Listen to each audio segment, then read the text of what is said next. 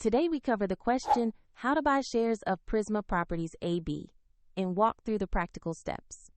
Prisma Properties AB operates in real estate, is listed on CBOE EU under ticker Prisma.ST, and this is an educational overview, not financial advice. You need a broker to buy shares, and I use eToro as an example to demonstrate the process.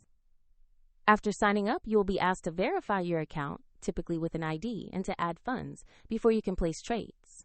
Use the platform search bar and enter the ticker Prisma.ST to find the listing. Confirm you have located the correct Prisma Properties AB stock before proceeding. Open the asset page to review basic company information and the price chart. Double-check the company name, exchange, and ticker to ensure this is the right stock. To invest, click Buy. Choose the amount you want to invest, then review and confirm the order details. If the market is closed, the order may execute when trading reopens, and if you lack funds, the platform will prompt you to add money before confirming.